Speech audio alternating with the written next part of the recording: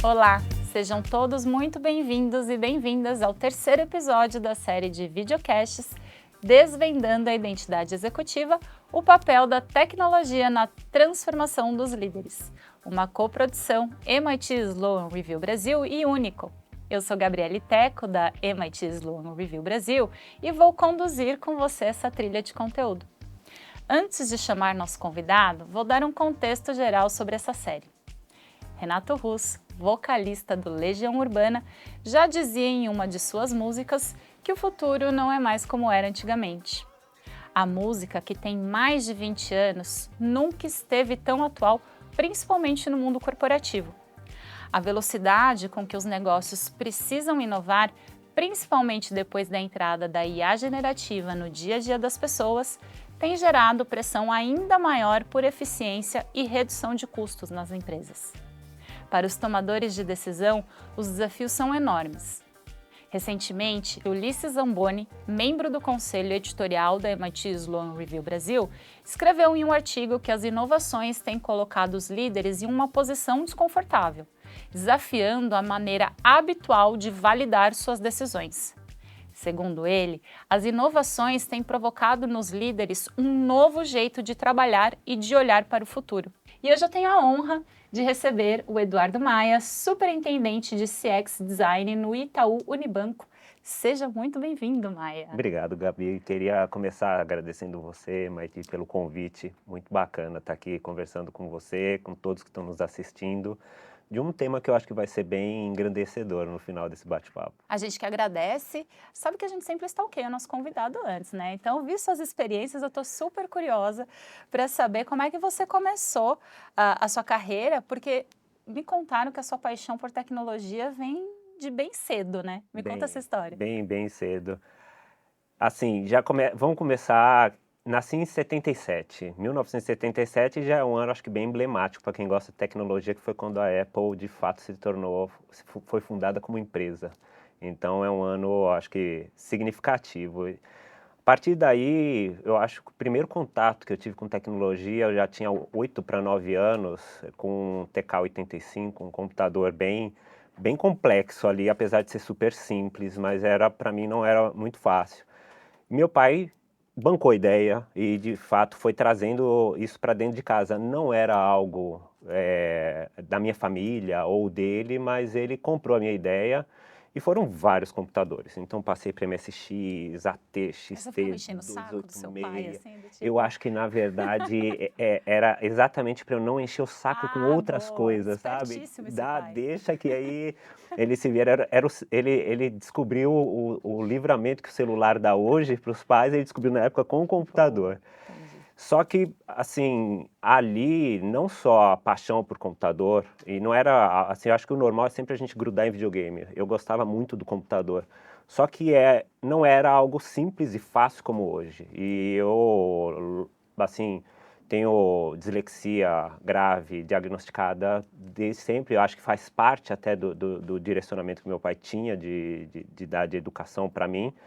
E eu comecei a pegar paixão não só para a tecnologia, mas como eu simplificava aquilo para mim. Perfeito. Então, eu fui tentando criar formas de aprender mais fácil, de começar a programar mais fácil, e isso acho que me conectou à minha carreira atual, que de fato a gente cuida de experiência do cliente, tornando a tecnologia mais fácil para as pessoas, mas isso acho que está super vinculado ao que foi a minha própria vida. Então, grudei em tecnologia, entendi o que eu precisava e hoje está conectado ao mundo de como a gente precisa de tecnologia. Muito legal, né, quando a gente faz essa olhada para trás e percebe como as coisas vão se conectando. E eu queria saber o que você considera que são as suas maiores influências que te ajudaram a construir o teu papel profissional, né? Embora a gente integre tudo hoje em dia, né, pessoal e profissional. E como é que essas influências te ajudaram também no seu dia a dia? Tá. Assim, olhando para trás e acho que até hoje, nada me impactou ou foi tão importante quanto artes marciais. Também muito cedo, 9 anos, acho mais um, tira o menino de casa, Gasta uma eu fui para energia. dentro do tatame. Assim, fiquei muito dentro de Hapkido, depois Jiu-Jitsu, então sempre dentro de tatame. Acho que na arte marcial Você desenvolve rapidamente soft skills que são quase obrigatórias para que a coisa de fato flua ali dentro. Então, Tipo, quais, assim? é um lugar que você vai errar muito, não é só você contra você, é com outras pessoas, e você não tem tempo para desculpa. Você tem que sempre assimilar, entender o que você fez de errado e voltar e fazer o seu melhor. Então isso desenvolve uma resiliência absurda. Você precisa ser resiliente para de fato ir buscando o que todo mundo busca, não é uma faixa preta, é ser mestre. E ser mestre é a resiliência, a repetição, e buscando. E aí as coisas nem sempre fluem como o mestre está te falando, porque assim é uma dinâmica com outra pessoa. Então entender como você vai fazer as coisas acontecerem de verdade também vai te exigir flexibilidade. Então ali a arte marcial foi um pilar, acho que fundamental para isso. E para a carreira tem um outro ponto que é assim o contato com meu pai, que é arquiteto, levava os projetos do metrô para casa, eu ficava vendo aquilo. E ali eu como designer, a gente sempre fala designer, você vai acho que na parte da arte do design, né? A beleza, só que quando você está perto de um arquiteto, você começa a ver a função. Então é forma e função, isso é design. Então eu comecei a me apaixonar pela função, de como isso poderia me direcionar para simplificar as coisas. Então tinha conexão com lá o elo tecnologia, como as coisas funcionavam. Então acho que daí vem muito as minhas influências. E como é que foi essa sua trajetória profissional até chegar na posição de hoje? Tá. Eu fazia 2 faculdades na época, assim, antes de escolher meu caminho, então comecei fazendo direito. Era algo assim, até da época, não, espero que tenha mudado, mas dentro de casa Acho era, que não mudou vou muita fazer coisa. algo de design. Não, tudo bem, então faz uma faculdade também. Então a gente começou ali pelo direito, só que não era algo que eu me identificava, não era algo que fluía, e aí fui fazer publicidade. Quando eu estava ali pendulando nessas decisões de formação, eu consegui o meu primeiro estágio, e aí para trabalhar como webmaster, que na época era Webmaster. alguém Não que eu que... lembre, gente, do que é isso, mas... Mas é uma palavra interessante, né? E era uma pessoa que tinha que, de fato, desenhar, codificar e colocar na mão do cliente, fazer um trabalho ali de ponta a ponta. Então, eu comecei no boom do e-commerce em 98, 99, quando as coisas estavam acelerando. Então, tudo era mato, tudo era novidade, como as coisas iam acontecer. Então, dali eu fui passando por várias outras empresas, passei pela Netmovies, que era entrega de DVD e Blu-ray, passar pelo Walmart, que aí sim uma gigante global, 2 milhões de funcionários, uma outra realidade. Fui para o Melios, hoje no Itaú, e isso fez com que tá ali até na vanguarda de experiência, design, experiência de cliente, exigia muito, de novo, né, ser flexível para as coisas acontecerem. Então minha carreira foi pautada no que hoje a gente conhece como internet. Então comecei lá atrás e venho até hoje trabalhando nesse meio.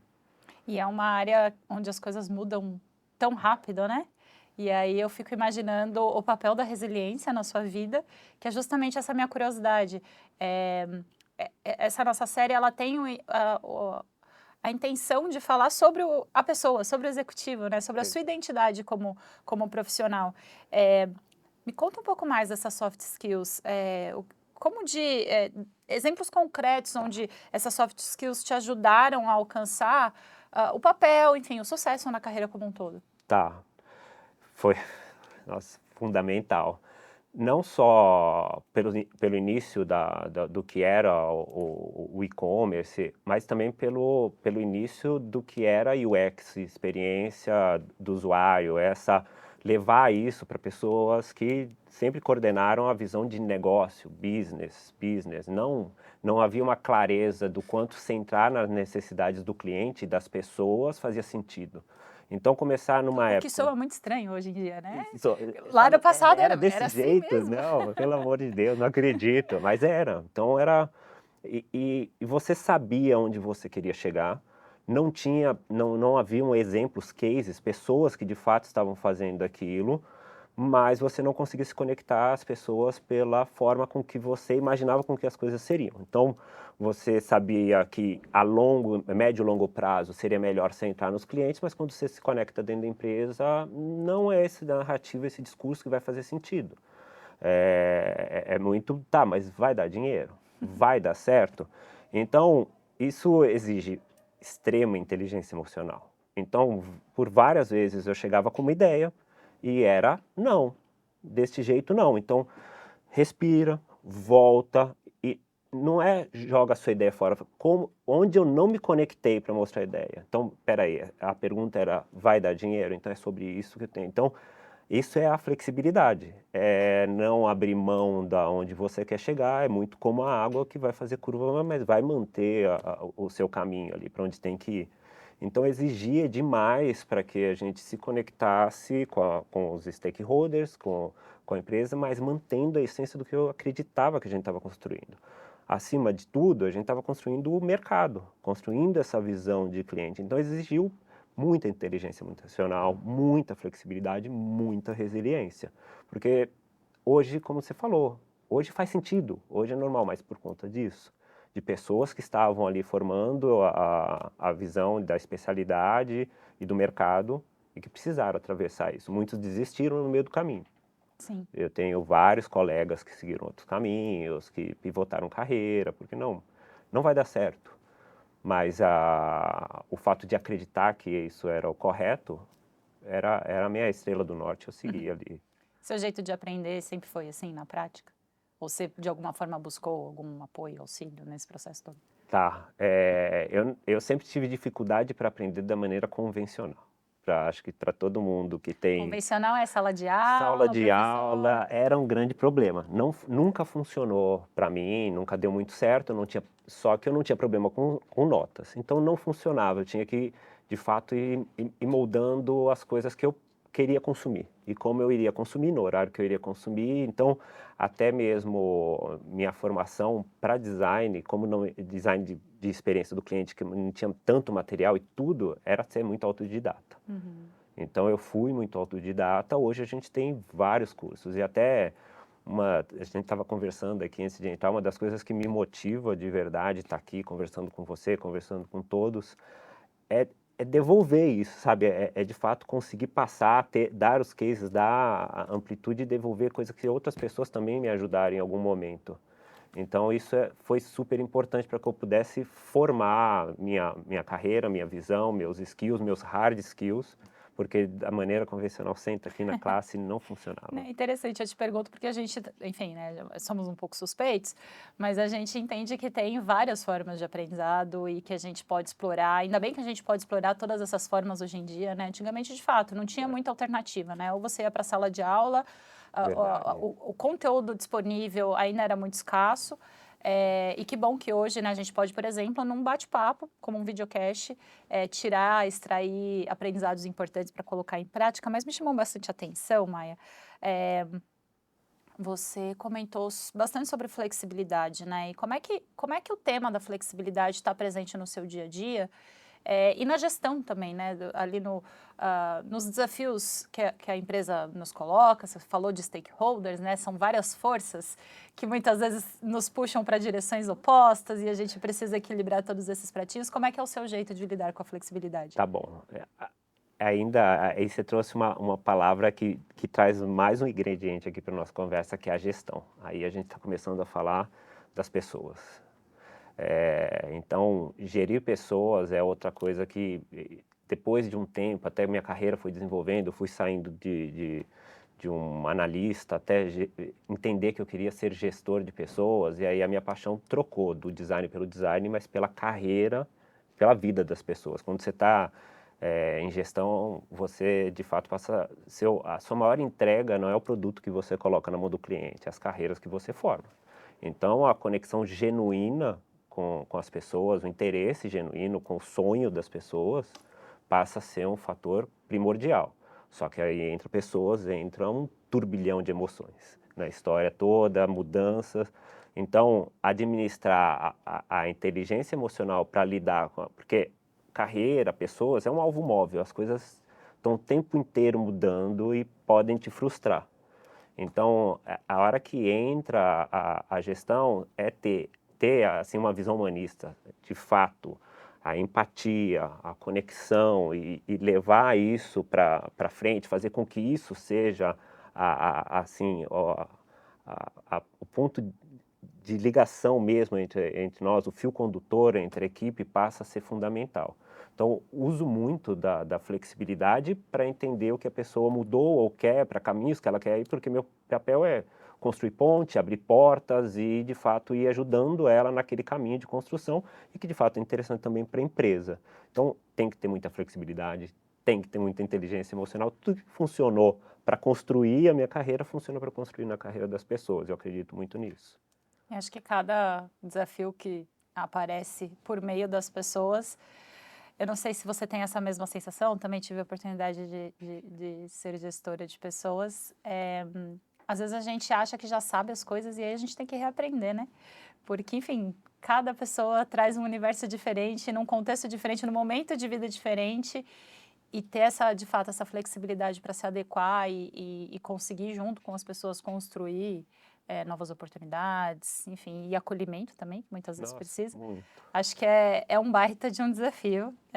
Enfim, eu achei interessante você falar, usou a palavra humanista, e a gente, óbvio, né, até pela marca que aqui a gente fala em nome da MIT, a gente fala muito da relação homem-máquina, que exige esse equilíbrio, e tem um papel importante nesse momento onde a gente vive um boom depois do que a gente está vivendo aí com a inteligência artificial generativa, muitas discussões acerca do tema, e que sempre nos preocupou também, que é o olhar para o letramento digital dentro do ambiente corporativo, porque senão a gente parece que a gente cria dois grupos, né, da galera que entende do assunto, da galera que não entende, e aí falta ali como você disse, alguém construindo essas pontes. Qual que é a sua visão sobre a importância do letramento digital dentro do ambiente corporativo? Tá.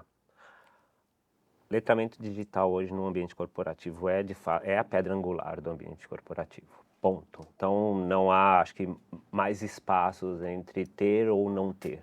O letramento digital, indiferente da carreira, ou do core business, ou de fato do que as pessoas executam no seu dia a dia, vai estar sempre ligado a uma comunicação eficaz, ao trabalho em grupo eficaz.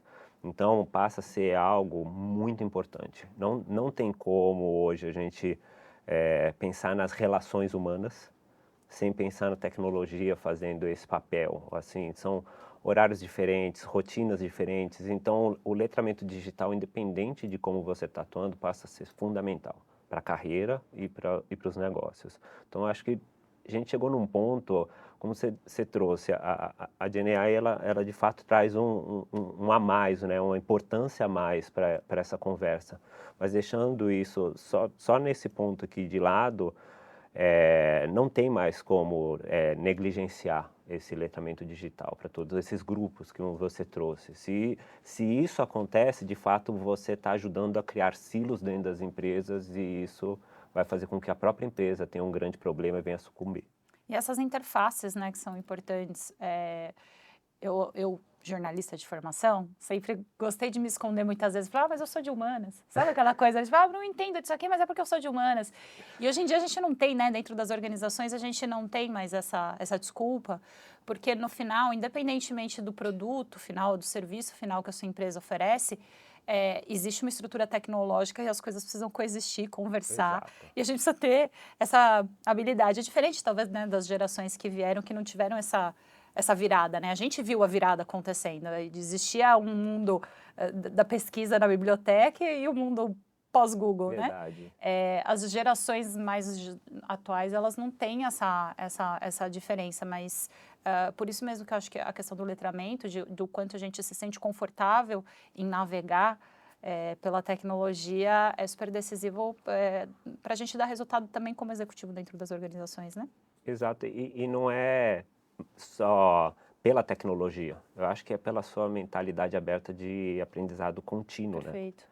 Então, acaba batendo em cima do letramento digital, mas é sobre o mindset. A gente falou de letramento, eu queria ampliar um pouco. Então, que habilidades digitais você considera hoje essenciais para o sucesso no ambiente corporativo? Tá, assim, acho que o ponto que a gente falou sobre a parte de comunicação e conexão e usar a tecnologia até para trabalhar melhor, em time, é o problema de hoje. Mas um problema de amanhã e o amanhã tá ali, passa a ser como você vai trabalhar com as máquinas. Aí entra o ponto, acho que é interessante a gente trazer o fator da AI e a Gen AI que entra agora. A gente está assim, a gente sabe que o mundo está se transformando, a gente está no meio dessa transição e sabe que as coisas vão mudar, não sabe exatamente como a coisa vai terminar do outro lado, mas a gente não tem como negar que isso vai mudar. Até vem a pergunta, Gen AI vai tirar o meu emprego? Não, mas alguém que trabalha com Gen AI vai. Então, ter a consciência que isso é o que está acontecendo, a gente não sabe exatamente como vai ser, mostra o quanto você precisa trabalhar junto com a máquina. Ela passa a ser uma extensão do seu intelecto.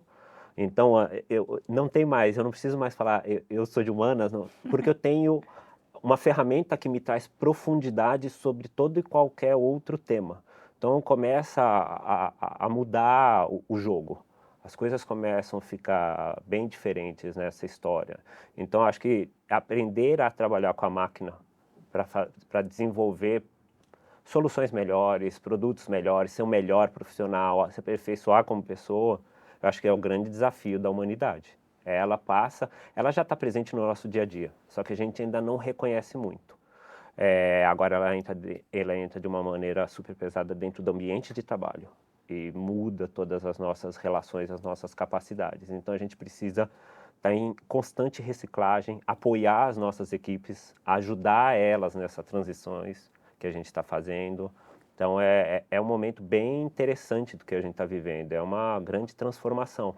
E não é só pela IA, é uma convergência de novas tecnologias acontecendo ao mesmo tempo. Isso é no nível revolução industrial que a gente está vivendo. Então a gente precisa estar apto a se transformar. Você consegue trazer essa discussão com o seu time para o dia a dia de trabalho, do ponto de vista, como você citou, de se atualizar constantemente? Você tem alguma estratégia? Enfim, eu sei porque cada gestor pensa de um jeito, mas como é que você incentiva e fomenta para que as pessoas, da mesma forma que você faz isso e entende ser importante para sua carreira, como é que você fomenta isso no seu time? Tá. Partindo que aí a gente está indo de novo para a gestão, manter, assim, sempre a energia positiva e não virar o cavaleiro do apocalipse sobre o que está acontecendo, passa a ser fundamental para que as pessoas estejam inspiradas em fazer essa travessia de Não uma por medo, maneira. né? Exato. Mas que elas estão na vanguarda dessa transformação, que elas estão, de fato, puxando e vão ajudar de tal que é melhor, da responsabilidade que é para elas e para o mundo, que é um momento muito especial. Então, trazer isso é importante. E aí você pergunta sobre como fazer isso, eu resgato uma conversa que eu tive com eu acredito que ela é coordenadora de uma outra equipe que não é da minha, me procurou para falar e querer saber do direcionamento da carreira dela, como ia acontecer. Se ela ia para ser gestora de pessoas, se ela ia para de fato se manter como especialista, se ela tinha uma visão generalista das coisas que ela faz, ou se ela eh, colocava a carreira dela de uma forma mais ampla ou centrada na especialidade. E aí eu pedi para ela, de fato, refletir sobre como ela queria, qual é o papel que ela queria exercer no que vem pela frente. Se você é um especialista, muito provavelmente você vai trabalhar para ensinar uma Gen AI. Então, é um trabalho como outro qualquer. Ela aprende com a gente. Então, você passa a ajudar a atuar, aperfeiçoar aquela máquina. Se você é um generalista, aí é aquela construção. Você tem a capacidade de fazer as melhores perguntas e de avaliar se está recebendo as melhores respostas. Então, você vai trabalhar com a DNA. Ela te apoia, enquanto um apoia. Então, são nessas conversas com os times, entendendo como eles estão enxergando a carreira, que eu também vou e levo quase um incentivo on the job. Dentro do que eles procuram, você leva o tema. E não algo artificial, ó, vamos todo mundo treinar, que é super Lê isso importante. aqui, Lê aquelas isso coisas e meio que vai. obrigatórias, né? Não vai conectar. Boa. Olha só, falando mais aí sobre as soft skills e hard skills, mas eu queria pegar um ponto específico sobre tomada de decisão. Como no seu dia a dia você usa as suas soft e hard skills? Como é que elas influenciam as suas decisões? Mas no sentido de criar estratégias no ambiente corporativo, né? Porque a gente tem soft e hard skills, e a gente, como executivo, sabe da importância de ser orientado ao resultado do negócio, porque senão, né, as pontas, o ciclo não se fecha. Como é que você usa isso no processo de tomada de decisão hoje? Tá. É, Vou começar pela visão do hard skills, tá? Que eu acho que às vezes a gente foca muito nele, esquece como depois de você usar assim, o seu core de trabalho, vem o soft para que aquilo de fato venha acontecer. Eu, como designer, uso muito a técnica de design para procurar oportunidades, entender oportunidades, hipóteses e soluções e como a gente pode transformar isso em linhas de negócio, como de fato eu resolvo problemas de cliente que eventualmente são oportunidades de negócio, a gente criar soluções para as pessoas é um bom negócio. Isso acho que isso já está claro para todo mundo. Só como eu falei, são hipóteses de soluções que a gente passa a ter. Só efetivamente quando você experimenta isso na vida das pessoas, a gente vai saber se aquilo resolve o problema, é transformador, cria hábitos melhores e vai ser reconhecido como uma entrega de valor. Então, para isso de fato acontecer, vem aí os soft skills. Retornamos de novo para a parte de flexibilidade, porque se não deu certo, como eu procuro outra solução? Vem de novo para a resiliência, porque quando você vai, assim, você passa também a ser um bom contador de história, porque antes de levar as coisas para a mão do cliente, você tem que contar uma boa história dentro da empresa para que as pessoas embarquem naquilo, para que você consiga contagiar as pessoas em uma determinada direção. Então, você precisa ter uma boa leitura de cenário, uma boa conexão com as pessoas para entender qual é a melhor narrativa para falar, que não necessariamente é a mesma narrativa que você falou com o time A ou com o time B. Então, entrar com essa visão de flexibilidade e resiliência passa a ser fundamental para poder fazer com que a gente implemente essas hipóteses e soluções. A gente fala muito até da visão da inovação. Inovação nada mais é que a capacidade de implementar ideias criativas. Então, você tem uma pancada de ideias criativas. Agora, de levar elas para a rua e fazer com que elas deem certo, e essa sim é a inovação, passa a ser o grande desafio. E aí exige de nós toda essa parte de resiliência, flexibilidade e manter as coisas acontecendo. É um jogo infinito. Interessante esse ponto. De fato, tem muita gente que é criativa, mas não é inovadora, né? Porque no campo das ideias as coisas podem funcionar, mas aí você leva para a prática. Então, Exato. uma forma de ver talvez é que a inovação pode ser a criatividade, parte da criatividade colocada em prática, né? Ô Maia, eu fiquei curiosa para saber como é que você usa todo esse repertório construído até aqui de carreira, mas para planejar o seu futuro profissional. Né? A gente sabe que a gente tem ciclos e são sempre ciclos importantes dentro das organizações, mas também tem os nossos sonhos e aspirações, que, enfim, cada um tem um jeito de planejar. Acho, a minha hipótese, que no passado o planejamento de carreira era muito mais simples, né? Hoje em dia a gente tem tantos caminhos, tantas probabilidades e as coisas mudando tão rápido, que não dá para fazer mais plano de, daqui 10 anos, daqui 10 anos a gente sabe muito pouco sobre as coisas. Como é que é o jeito do Maia fazer planejamento de carreira? Tá. Manter a mente aberta. Eu acho que o primeiro ponto é manter a mente aberta. Como você trouxe, as coisas mudam o tempo inteiro e ela tem um ciclo de vida. Então, se você achar que vai planejar a história inteira da carreira, provavelmente você vai se frustrar rapidamente ou vai casar com uma ideia e que ela vai mudar ali no meio do caminho quando você vê você está saindo e a tua carreira vai ficando estagnada, porque você se fixou, você teve um mindset muito ali travado. Então, ter a mente aberta e estar disposto a voltar a ser faixa branca em um determinado momento passa a ser bem importante. Porque, assim, a gente bateu aqui um papo e colou várias vezes na entrada da GenAI, é um fator novo. Então, seria muito simples eu me agarrar sobre tudo que eu tinha e dominava, os assuntos que eu tinha e dominava, e falar, não, isso vai passar, as coisas vão ficar... E manter a mente aberta faz com que eu me conecte rapidamente a como o mercado e a minha área está se transformando. Então, essa parte é fundamental para manter, acho que, o plano de carreira. É entender que o plano é não ter plano. É que tem gente que se incomoda muito, né, Se com esse, incomoda, se com esse incomoda estilo. muito e perde emoção, porque passa a ser bem emocionante. Então, saber a hora de deixar um plano para buscar outro, para voltar, não, aqui eu não domino ele. Quanto mais rápido você faz isso, você entra num momento onde você não domina e ninguém domina. Quando o assunto começar a ser algo importante e fundamental, você já é um expert naquele tema. Então, acho que essa mente aberta e manter a visão do conhecimento externo e do autoconhecimento assim alimentado o tempo inteiro é o que me abastece para criar o eu do futuro. Legal. Sem isso, eu acho que eu vou ficando para trás, sairia e não estaria hoje onde eu estou. Acho que eu prosperei exatamente por estar disposto a abrir mão do que eu conhecia para conhecer algo novo. Legal. Uma vez, numa das reuniões de conselho da MIT, um dos conselheiros falou dessa lógica mestre-aprendiz. Porque a gente vai se tornando mestre em alguns assuntos e aprendiz em outros, e é bom que esse ciclo vá se alternando, né?